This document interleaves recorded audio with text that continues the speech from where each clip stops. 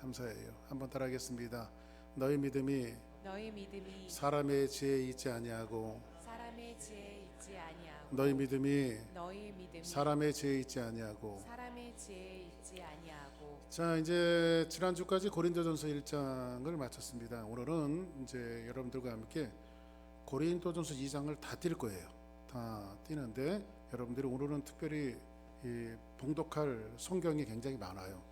그런데 여러분 친절하게 또 PPT가 다 있으니까 저만 보시고 여러분들 그 말씀을 좀 들었으면 좋겠습니다. 정신을 모으고 오늘 11장과 2장에 있는 내용을 여러분들과 함께 같이 말씀을 나누겠습니다. 이미 제가 서론은 가운데 말씀드린 대로 고린도 지역은 그 항구 도시예요. 그리고 마치 그 옛날에 미국의 사람들이 그 골드워시 돈을 위해서 그리고 먹을 것을 위해서 찾아서 이민자들이 모여들었던 것처럼 당시의 고린도 지역은 그 수많은 사람들이 모여드는 곳이었어요. 왜냐하면 고린도 지역은 일단 뭐가 풍성했냐면 그 돈 벌 게 많았어요. 돈 벌 게. 그리고 항구 도시다 보니까 물질적으로 굉장히 풍요로움을 갖고 있는 것이 고린도 지역이 가지고 있는 그런 모습이었습니다. 자, 그러면 이렇게 볼 수가 있죠. 돈이 많고 좀 풍요로우면 사람들이 어디에 신경을 쓰게 되죠? 교육에 신경을 쓰게 되겠죠. 그러니까는 이 고린도 지역은 그 나름대로 교육적인 것들이 굉장히 강화되어 있는 지역이었고, 먹을 것과 마실 것이 돈이 풍성한 만큼 쾌락과 향락도 굉장히 발달되어 있는, 그러니까는 어찌 보면 요즘에 그 현대판 미국으로 이야기하면 라스베가스나 현대판 그 서울의 불아성을 이루는 뭐 난 잘 모르겠지만 강남의 뭐 어떤 그런 그 한국이면 강남의 어떤 그 환락과 같이 이렇게 좀 불타는 도시, 이것이 바로 고린도 지역이 갖고 있는 모습이었습니다. 그 중에 이 고린도 지역이 두드러지게 가지고 있는 것은 뭐냐면 그 세상의 지혜의 가치를 가지고 굉장히 자랑하는 문화가 굉장히 풍부한 팽배한 도시였습니다. 아침에도 가끔 잠깐 생각이 나서 제가 뭐 사적인 얘기를 드렸습니다만, 이제 저희 큰딸 부원이 그 남편이 그 한국이죠. 한국 사위인데 이제 그 바이오케미칼을 졸업을 하고 여기 이제 가까이 있는 텍사스 A&M에 PhD를 들어가서 PhD 이제 박사과정을 이렇게 공부를 하다가 그저 뭐 한 1개월밖에 안 남았나요? 아니 한 학기 정도밖에 안 남았는데 갑자기 그걸 드랍을 했어요. 아니 한 학기만 하면 그냥 박사가 될 수 있는데, PhD가 될 수 있는데 그걸 드랍을 하고 신학을 하겠다고 해서 이제 신학교를 가서 그 이제 뭐 졸업을 하고 지금 사역을 하고 있어요. 지금 사역을 하고 있는데 그때 제가 얼마나 화가 나는지. 왜냐하면 그냥 그거 졸업을 하면 내가 뭐 목사가 되지 말라는 것도 아니고 사역을 하지 말라는 것도 아니고, 그거 졸업하고 나면 얼마든지 그 더 양질의 목회를 할 수 있고 더 넓은 목회를 할 수 있는데, PhD 가진 목사하고 PhD를 가지지 않는 목사는 제가 이제 현대판 목회를 경험해 본 것에 의하면 뭐 이렇게 갭이 있는 것이 현대의 문화예요. 그래서 그때부터 제가 걔하고 잘 얘기를 안 합니다. 그런데 이제 요즘 또 이런 얘기를 하나 드려볼게요. 요즘에 이제 이렇게 교회들이 이제 미국 교회들도 마찬가지고, 교회들이 이제 목사님들이 뭐 은퇴를 하신다든지 아니면 또 목사님들이 또 선교사로 떠나면 교회가 이렇게 비게 되잖아요. 교회가 비게 되어지면 이제 담임 목사 청빙을 하게 되어지죠. 그런데 요즘 이렇게 담임 목사 청빙을 하게 되어지면 우리 교회에 오시는 그 담임 목사님은 이런 자격이 있어야 됩니다라고 이제 그런 여러 가지 항목들이 있어요. 저희 침례교 목사님 같은 경우에는 이제 침례교가 정하는 그 MDB를 졸업하신 분, 신학 석사가 있으신 분, 이렇게 갖고 뭐가 이제 그 청빙 규정이 있는데, 이제 많은 교회 하나가 비면 요즘에 목사님들이 굉장히 많다 보니까요, 교회 하나가 비면요 정말 많은 목사님들이 어플라이를 해요. 그래서 진짜 어떤 한 교회는 이렇게 한 100여 명 정도 모이는 교회인데도 불구하고 그 교회 목사님들이 어플라이를 했는데 17명, 한 명 뽑는 담임 목사 자리에 17명의 목사님이 어플라이를 했어요.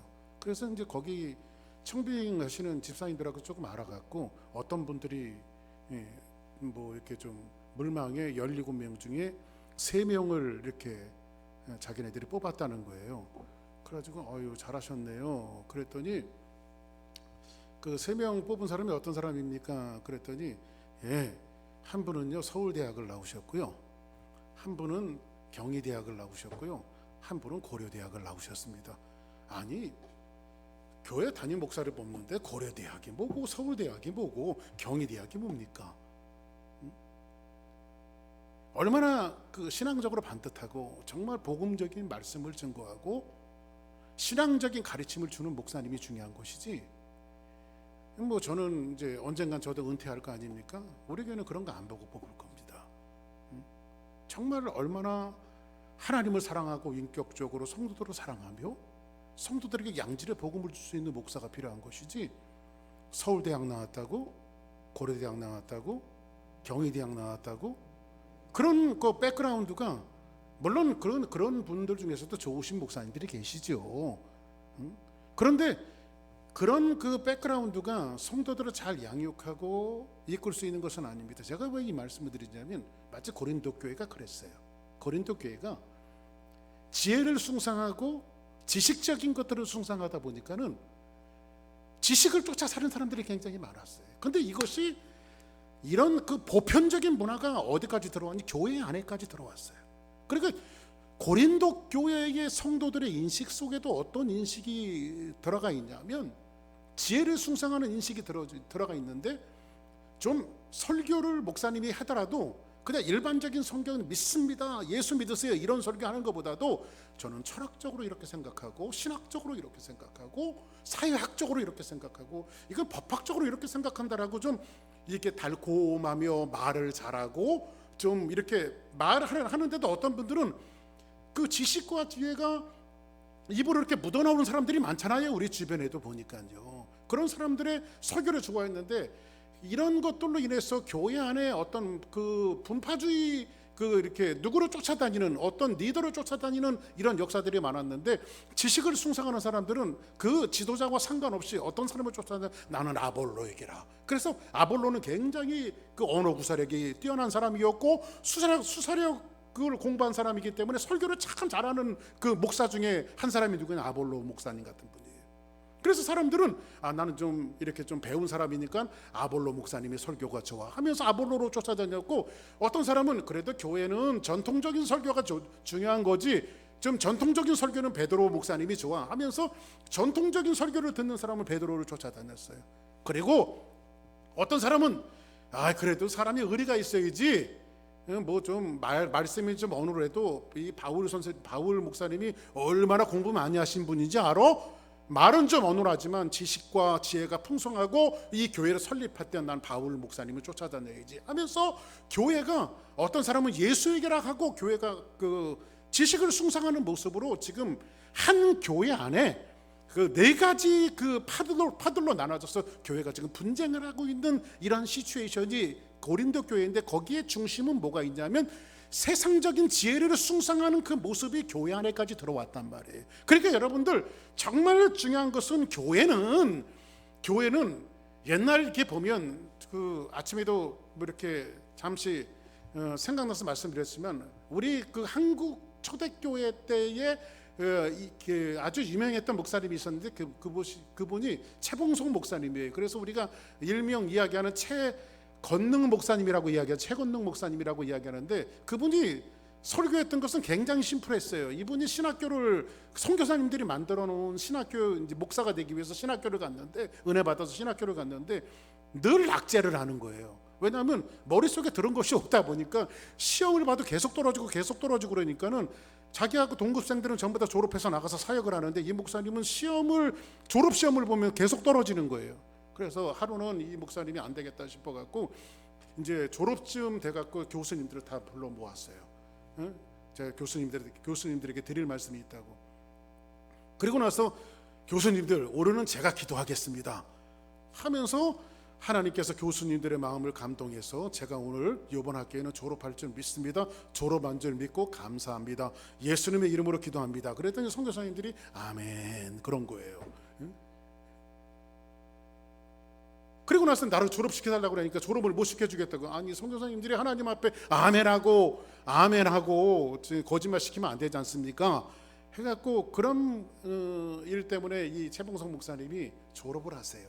졸업을 하고 이제 현지에 나가서 그 목양을 하고 사역을 하시는데, 이분 사역하는 게 뭐 지식적으로도 많은 것을 갖고 있지 않으니까 이분이 그 영화로도 나왔는데 그 영화가 예수천당이에요. 예수천당 영화 제목이. 근데 이분이 전하는 것은 원초적인 복음을 전해요. 예수님 믿으면 천당 갑니다. 안 믿으면 지옥 갑니다. 이거예요. 그런데 그 복음, 원초적이고 원색적인 복음이 한국 교회의 초대의 사람들의 마음을 변화시켰고 많은 사람들을 구원하며 교회로 오게 하는 그런 매개체가 되어졌어요. 그 최곤능 목사님의 그 설교에는 철학적인 설교도 아니었으며 지식적인 설교도 아니었으며 지혜를 숭상하는 설교도 아니었고 많이 공부한 가운데서 우러나오는 그런 설교도 아니었음에도 불구하고 많은 영혼들이 하나님 앞에 돌아와서 예수님을 영접하고 구원받는 놀라운 역사가 일어났다라고 하는 것을 보면 우리는 원색적이고 원초적인 복음 속에 우리가 다시 돌아가는 것만이 결국은 이것이 정말 교회가 가져야 될 그런 모습이 아닌가 이렇게 생각을 해봐요.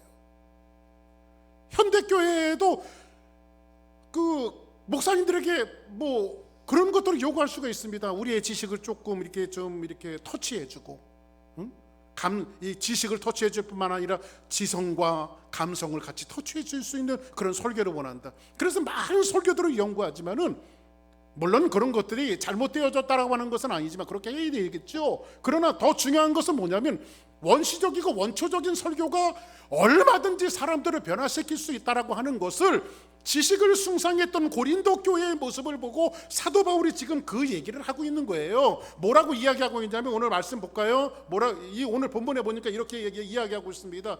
사도 바울이 형제들아 내가 너희에게 나아가 하나님의 증거를 전할 때, 사도 바울이 고린도 교회의 성도들에게 복음을 전할 때에 말과 지혜의 아름다운 것으로 하지 않냐고, 내가 말을 잘하고 세상적인 지혜와 지식적인 것으로 너희들에게 말씀을 증거하지 않았다 이렇게 이야기하고 있죠.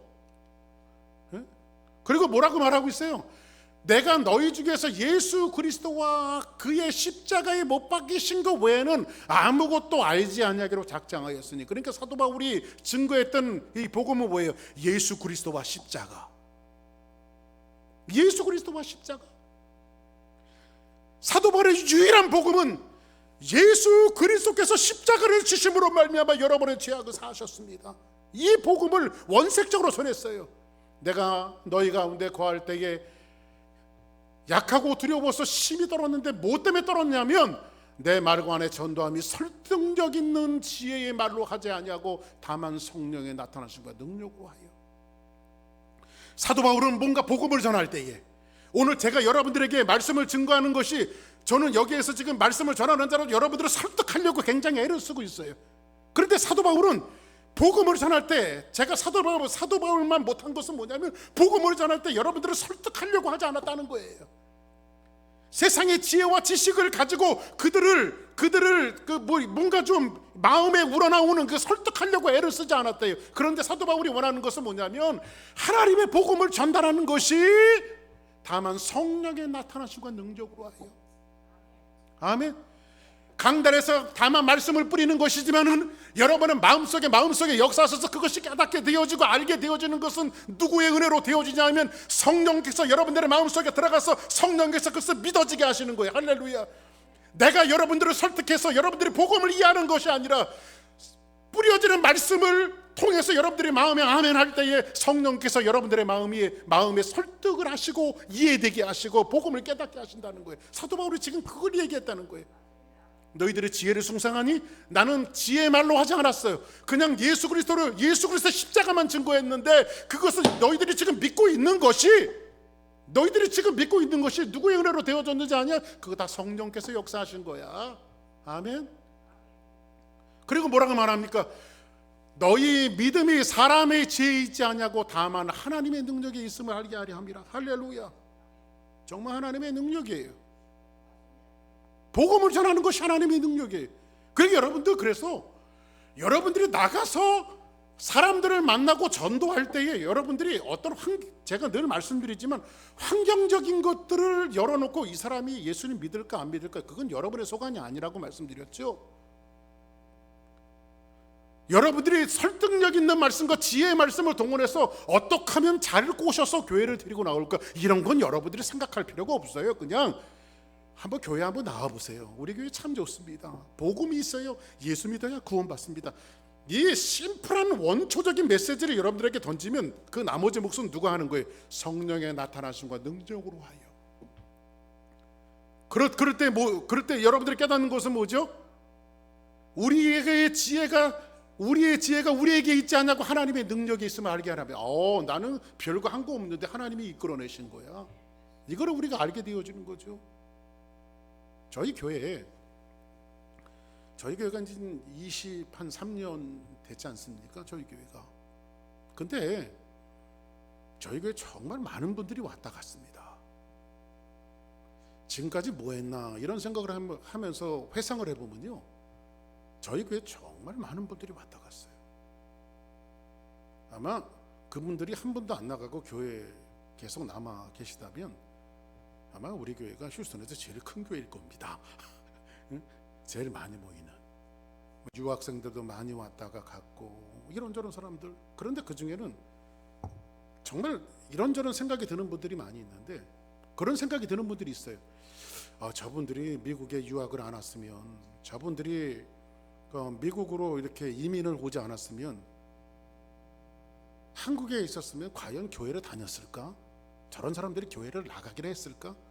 이민 오다 보니까 외롭고 쓸쓸해서 아이고 또 뭐 누가 한국 교회 나가자고 하니까, 또 한국 교회 나오면은 또 우리 교회 특기가 뭡니까? 밥이 좋잖아요. 그러니까 또 야, 주사랑 교회 가면 밥이 좋다더라 해갖고 유학생들도 오고 이런저런 사람 오다 보니까 그냥 앉아 있다가 복음을 듣고 앉아 있다 말씀을 듣다 보니까는 이제 한 번씩 이제 예수 믿은 사람들 제가 영접하고 자기 발로 제가 침례 받겠습니다 해갖고 예수 믿고 침례 받은 사람들이 꽤 많아요. 우리 교회를 통해서. 그리고 교회가 아무것도 안 한 것이 아니라 세월 따라 역사 따라 우리 교회가 정말 한 일이 많습니다. 영혼을 구원하는 일에 대해서는. 근데 여러분들 진짜 지독하리만큼 저 사람은 한국에 있었으면 교회 문턱도 들어가 봤을 사람이 아니었는데도 불구하고 그 사람들이 예수 믿고 침례받고 하나님의 백성이 된 것을 보면 이걸 어떻게 지식으로 설명할 수 있어요?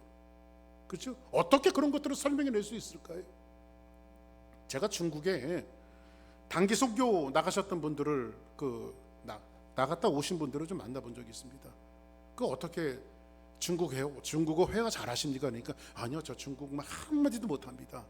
근데 어떻게 전도하셨어요? 그랬더니 자기네들 소책자 2개를 갖다고요. 하나님과 화목하는 게 피스 위즈 갓 이거 하고 사형리라고 하는 소책자 있어요. 그걸 가지고요, 이 사람들이 중국에 가갖고 현지에 가서 전도를 하는데 중국말을 모르잖아요. 중국말을 모르니까 그 밑에다가 한국말로 토시를 다른 거예요. 이렇게 뭐 예수 아이니, 예수님은 당신을 사랑하십니다. 저도 그거밖에 몰라요.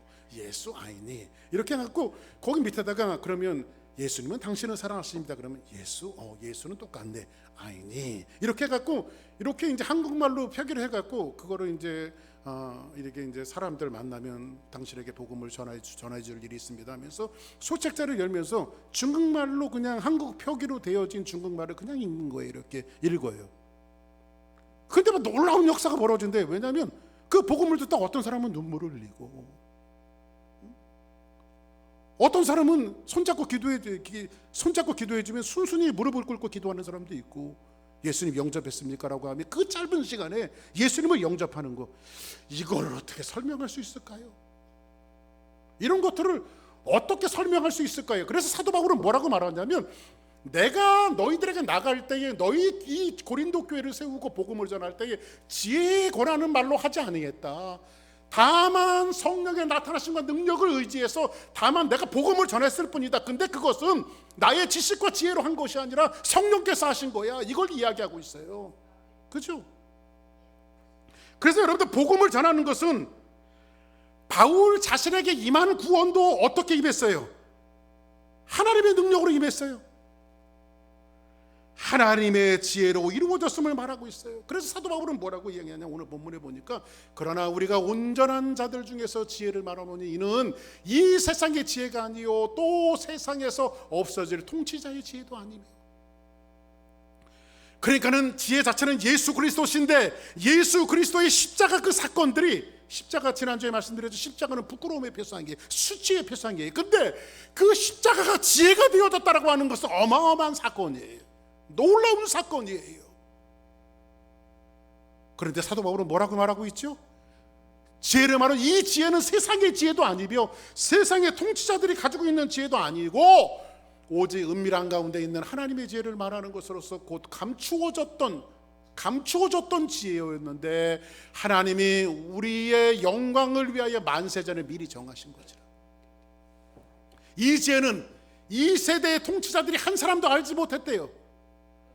만약 알았더라면 영광의 조로 십자가에 못 박는 어리석은 죄를 범하지 않았을 거 아닙니까? 그죠? 그래서 여러분들 여기서 사도 바울이 이야기하는 하나님의 지혜는 뭡니까? 한번 따라하겠습니다. 하나님의 지혜는 예수 그리스도의 십자가 하나뿐이다. 십자가 하나뿐이다. 할렐루야.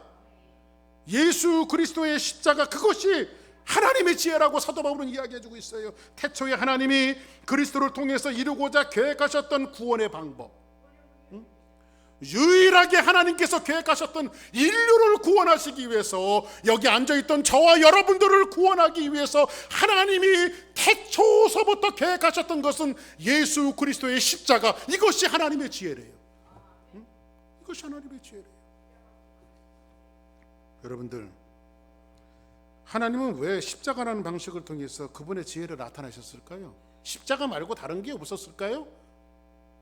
왜 십자가를 통해서 하나님께서 하나님의 지혜를 예수 그리스도의 십자가를 통해서 나타내셨을까요? 여러분들이 지금 고린도 교회가 지금 있는 이 시기에는 성경이 있었죠.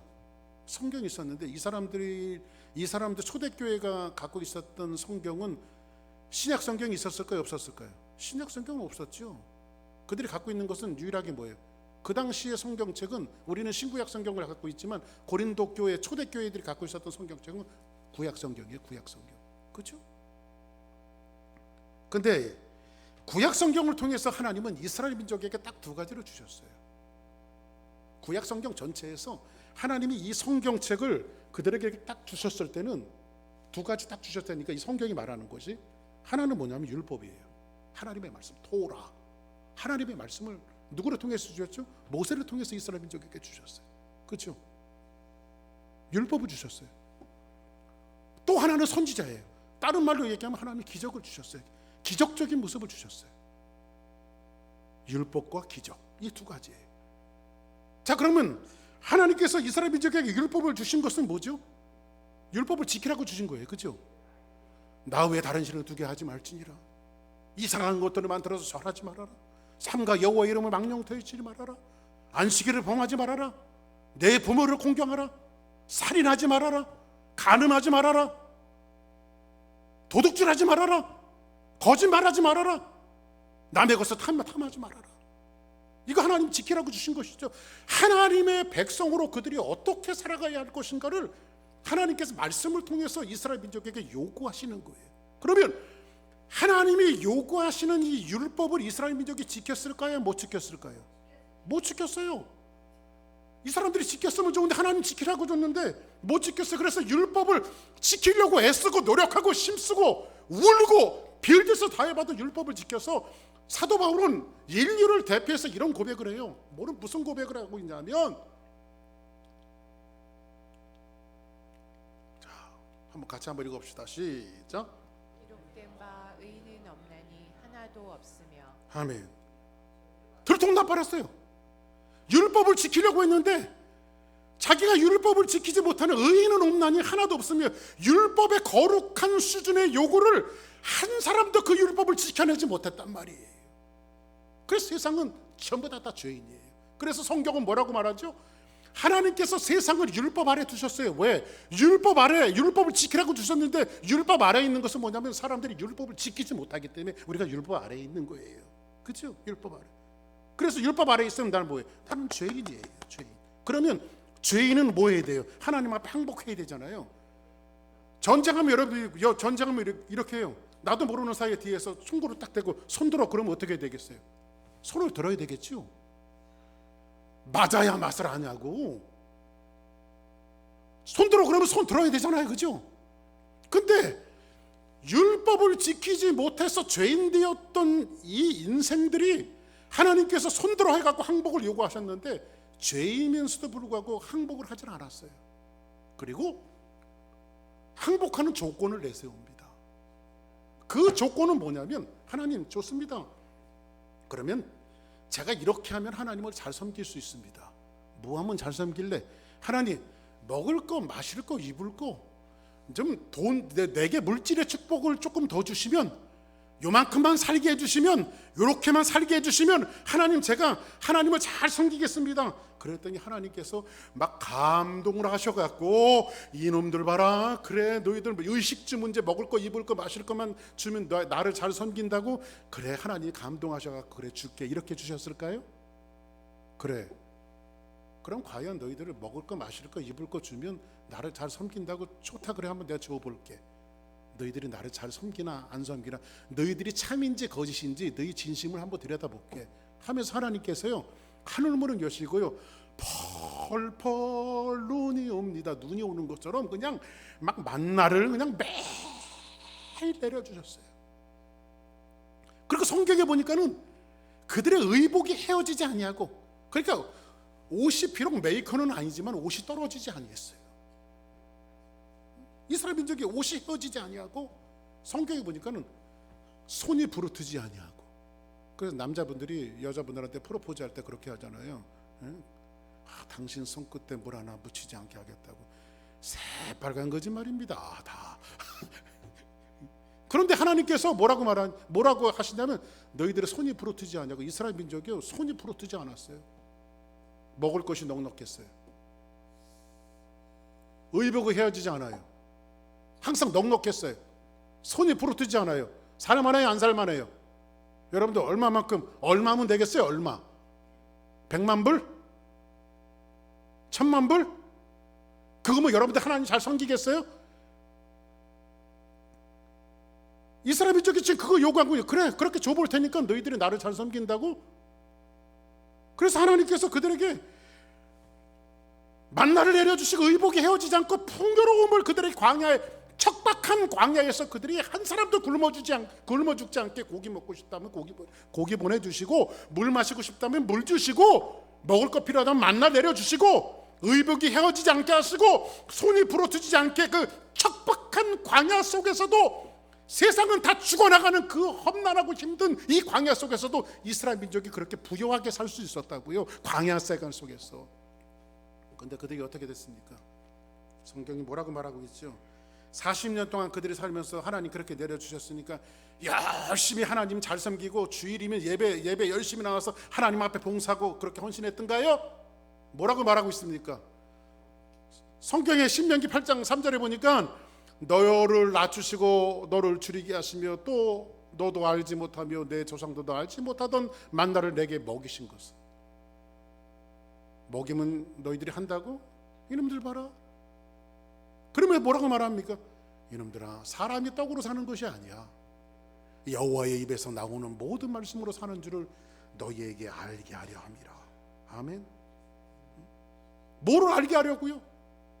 여호와의 입에서 나오는 말씀. 그래서 여러분들 돈 얼마큼 주고 좋은 차 사고 좋은 집 갖고 모든 것들이 풍요롭다고 여러분들 하나님을 잘 섬길 수 있다라고 그런 새빨간 거짓말 시키지 마십시오. 그런 사람 없습니다. 그런 사람 없어요. 그냥 하나님께서 여러분들의 삶을 부유하게 하시면 뭔가 하나님의 거룩한 일들을 위해서 여러분들에게 주셔서 그 일들을 해가시는 것이지, 그것을 뻐길 필요도 없고 잘 산다고 과시할 필요도 없고 있다고 조금 과시할 필요도 없어요. 그게 아무것도 아니에요. 먹고 마시는 것으로 사는 것이 아니라 뭐로 사냐면 하나님의 백성들을 여호와 입에서 나오는 말씀으로 사는 거예요. 아멘. 자, 그러면 이스라엘 민족들에게 언약을 주셨는데 언약을 지켰어요, 못 지켰어요? 못 지켰죠. 기적까지 베풀어 주셨는데 지켰어요, 못 지켰어요? 못 지켰죠. 예수님 공생의 당시에도 마찬가지예요. 물고기 2마리와 보리떡 5개로 5,000명을 먹이시고 소경의 눈을 밝히시고 앉은 뱀에게 일으키시고 죽은 자를 살리셨는데 사람들이 구름대처럼 모여다녔어요. 근데 예수님은 구름대처럼 모여다니면 예수님이 이 V자 하면서 막 이렇게 내가 이렇게 했다라고 소리를 좀 인기를 좀 얻기 위해서 이렇게 하셨으면 좋았을 텐데 예수님은 항상 피해 다니세요. 그때 사람들이 와갖고 예수님에게 묻습니다. 예수님 도대체 왜 우리를 피하십니까? 그때 예수님이 지적합니다. 너희들이 나를 쫓는 까닭은 먹고 배부른 까닭이지. 정말 주님을 믿지 않아요. 그죠? 그래서 예수님이 뭐예요? 나는 생명의 떡이다. 그죠? 너희가 내 안에 내가 저 안에 있으면 이 사람이 과실을 많이 맺지 않느냐? 너희들이 내 안에 있기를 원하는 것이지. 나는 너희들에게 앉은 뱀을 일으키고 맹인의 눈을 뜨게 하며 죽은 자를 살리고 보리떡 5개 물고기 2마리로 기적을 베풀로만 오신 것이 아니라 그것을 한 것은 그것을 일으키는 것은 너희들이 과연 이것을 가지고 나를 믿는가? 어떤 면에서는 그것을 우리를 시험하시는 거예요. 시험하시는 거예요. 사람은 그것으로 사는 것이 아니에요. 그런 것들로 사는 것이 아니에요. 하나님의 말씀으로 사는 줄 믿기를 주 이름으로 축복합니다. 이스라엘 민족들은 이 언약, 첫 번째 주셨던 올드 언약, 모세를 통해서 주셨던 이 언약을 지켰어요, 못 지켰어요? 못 지켰어요. 그래서 하나님께서 예레미야를 통해서 너희들이 옛 언약을 지키지 못했지, 그러니까 내가 너희들에게 새 언약을 줄게 하면서 하나님께서 새 언약을 주시는데 어떤 새 언약을 주시냐면 예레미야 31장 31절에 보니까 여호와의 말씀인지라 보라 날이 이르리니 내가 이스라엘 집에 유다의 집에 무슨 언약? 옛 언약이에요, 새 언약이에요? 새 언약을 주겠대요. 근데 옛 언약은 모세를 통해서 어떻게 주셨어요? 돌에 새겨 주셨어요. 그렇죠? 돌에 새겨. 그런데 새 언약을 하나님께서 어떻게 주시냐면 이 언약은 내가 그들의 조상의 손을 잡고 애굽 땅에서 인도하여 내던 날에 맺은 것과 같지 아니할 것이다. 돌에 새겨준 언약과 같이 아니할 것이다. 내가 그들의 남편이 되었어도 지금 하나님이 뭐라고 표현해요? 내가 그들의 남편이 되었어도 호세아가 고멜의 남편이 되었어도 호세아가 도망 나갔어요? 안 도망 나갔어요? 도망 나가잖아요. 그렇죠? 그걸 표현하시는 거예요. 되었어도 그들이 내 언약을 지켰어요? 깨뜨렸어요? 지키지 않았어요. 깨뜨렸어요. 남편이 되었어도 이 바람난 고멜처럼.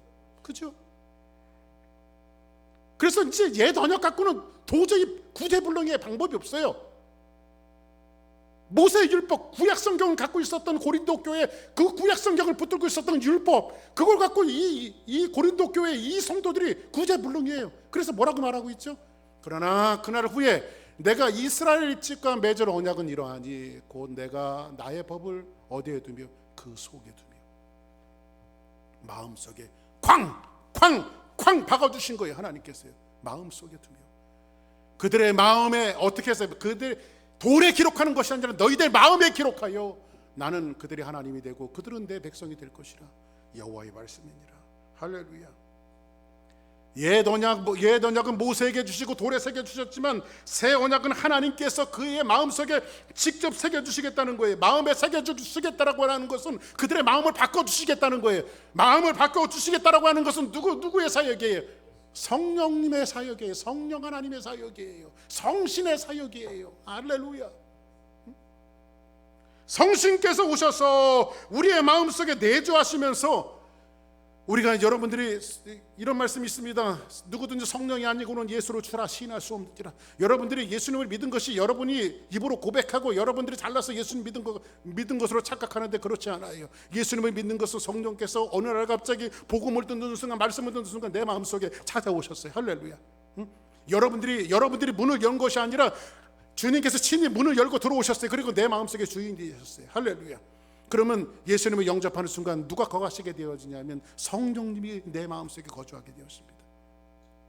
여러분 마음속에 들어오신 성령님이 지금 뭐에 대해서 가리키냐면 예수님의 거룩하심에 대해서, 여러분이 주인으로 모신 예수님의 거룩하심에 대해서, 의에 대해서, 이런 것들이 전에는 전혀 죄로 죄로 생각하지 않았던 그 모든 것들이 전부 다 죄로 여겨져요.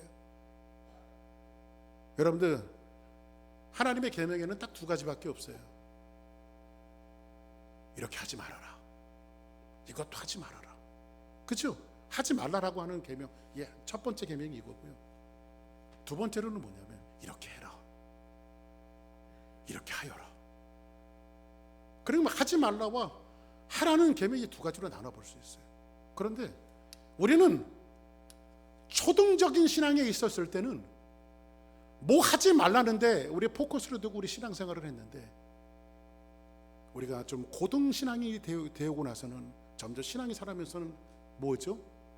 전도하는 것도 죄고, 하나님을 잘 섬기지 못한 것도 죄고, 봉사하지 못한 것도 죄고. 그러니까 죄의 수준이 좀 달라진 거죠. 그래서 성령께서 우리의 마음속에 의에 대해서 반응을 하게 하셨어요. 그래서 성경은 뭐라고 말합니까? 요한복음 14장 17절에 보니까 같이 한번 읽습니다. 시작. 그는 진리의 영이라 세상은 능히 그를 받지 못하나니 이는 그를 보지도 못하고 알지도 못함이라. 그러나 너희는 그를 아니 그는 너희가 함께 거하시며 또 너희 속에 계시겠으니 진리의 영이 세상에 능히 그를 받지 못하나니 이는 그를 보지 못하고 알지도 못함이라. 그러나 너희는 그를 아나니 그는 너희와 함께 거하시며 어디 계세요? 너희 속에 계시겠습니다. 내가 너희를 고와 같이 버려두지 않냐고 너희에게로 오리라. 이렇게 말합니다. 자, 그러면 영원히 우리 가운데 거하시며 우리와 함께 하시는, 여러분들이 잘 아시는 성령님이 어떤 역할을 하실까요? 성령님은 어떤 일을 하실까요?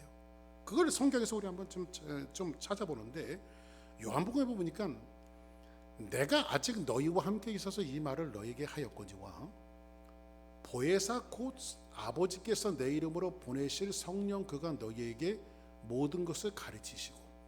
그러면 성령님은 뭐예요? 가르쳐 주세요. 너희에게 말한 모든 것들을 뭐예요? 생각나게 해주시고.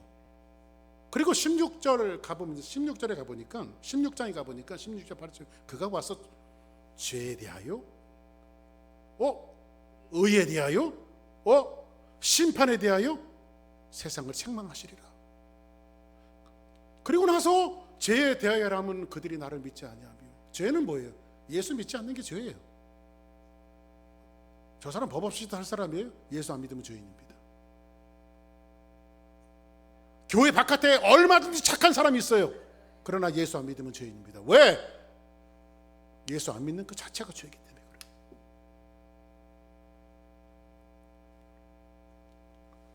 의에 대하여라면 내가 아버지께로 가니 너희가 다시 나를 보지 못하며, 심판에 대하여라면 세상 임금들이 심판을 받음이라.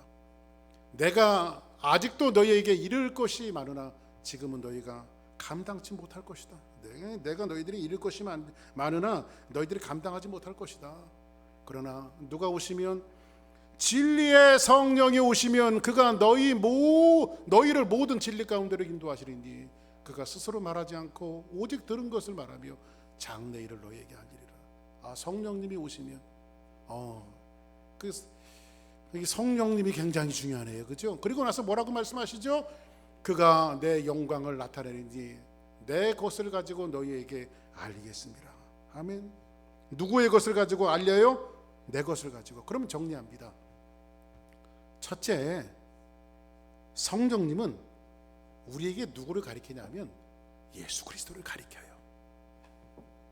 정확하게 얘기하면 성령님이 오시면 오늘도 예수 그리스도의 십자가, 내일도 예수 그리스도의 십자가, 여러분 평생에 성령님이 여러분의 마음속에 주인으로 모시고 살았다면 이 성령님은 어떻게 반응하냐면, 기사가 예수 그리스도의 십자가를 너는 오늘도 생각하며 살아야 돼. 기사가 너를 위해서 예수 그리스도가 십자가를 주셨어. 아무개야, 너를 위해서 예수 그리스도가 십자가를 주셨어. 이거를 성령께서 매일매일 우리의 가슴 속에 음성으로 남겨주시고 이걸 가르치신단 말이에요. 아멘. 예수 그리스도의 십자가, 이게 성령께서 하시는 역사예요. 둘째, 성령님은 우리로 하여금 뭐라고 이야기하냐면, 하나님께서 이 모든 것을 우리에게 은혜를 주신 거구나. 우리 아버지 어머니가 신앙을 물려주셔서 내가 예수님 믿었는 줄 알았는데 그게 아니었구나. 그냥 다만 하나님의 은혜였구나. 나의 나된 것은 하나님의 은혜로다. 정말 모든 것이 하나님의 은혜예요. 성령께서 말씀하시는 것은 예수 그리스도의 십자가를 가리켜내시고, 예수 그리스도의 십자가를 가리켜내셨더니 내 마음속에 오는 감동은 뭐냐면, 오 하나님, 모든 것이 하나님의 은혜입니다. 모든 것이 하나님의 은혜입니다. 이거를 성령께서 우리에게 주시는 마음이라는 거예요. 그래서 오늘 본문 10절에 보니까 뭐라고 이야기하냐면, 같이 한번 보겠습니다. 시작. 오직 하나님이 성령으로 이것을 우리에게 보이셨으니 성령은 모든 것 곧 하나님의 깊은 것까지도 통달하시느니라. 성령은 누구의 것을 하나님의 깊은 것까지 통달하시느니라. 사람의 일을 사람 속에 있는 영 외에는 누가 할리요? 이와 같이 하나님의 일도 하나님의 영 외에는 아무도 할지 못하느니라.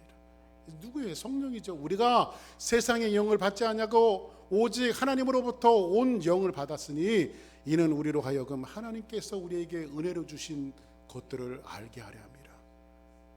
한번 따라하겠습니다. 모든 것이 하나님의 은혜입니다. 모든 것이 하나님의 은혜입니다. 할렐루야. 그래서 성경은 말하고 있습니다. 로마서 8장 32절에 보니까 자기 아들을 아끼지 아니하시고, 누구? 하나님이 독생자 예수 그리스도를 아끼지 아니하시고 그를 십자가에 내다 거셨어요. 우리 모든 사람을 위하여 내어주신 이가, 어디에? 십자가에 내어주신 이가 그 아들과 함께 모든 것을 우리에게 주시지 않겠느냐. 누구와? 여러분을 위해서 아들 예수님을 주셨다고요. 구속기를 위해서 하나밖에 없는 독생자 예수 그리스도를 아낌없이 내어주셨어요. 그러면 아들을 내어주셨다라고 하는 것은 그 예수님과 함께 모든 것을 하나님께서 다 주시겠다는 거예요. 그 옆에 분들하고 인사하십니다. 정말 대단하신 분이셨네요. 시작. 여러분들 정말 대단하신 분이에요. 왜냐하면 여러분들을 한 사람 한 사람을 위해서 하나밖에 없는 독생자 예수 그리스도의 십자가에 내다 거셨으니까. 다시 한번 인사하세요. 그렇게 대단하신 분인지 정말 몰랐습니다. 시작. 할렐루야. 하나님은 예수 그리스도와 함께 그분의 나라를 우리에게 물려주십니다. 아멘. 그래서 시브리서에 보니까 이런 말씀이 있어요. 모든 천사들을 섬기는 영으로서 구원받을 상속자들을 위하여 섬기라고 보내심이 아니냐. 한번 따라하겠습니다. 우리는 상속자다. 아멘. 우리는 예수 그리스도를 통해서 우리에게 주시는 상속자예요. 시편 1편에 보니까 저는 시냇가에 심은 나무가 시절을 쫓아 과실을 맺으며, 근데 시냇가에 심기운 나무가 원래 그 자리가 아니었어요. 뽑아다가 그 자리에 심은 거예요. 시내는 누구예요? 예수 그리스도예요.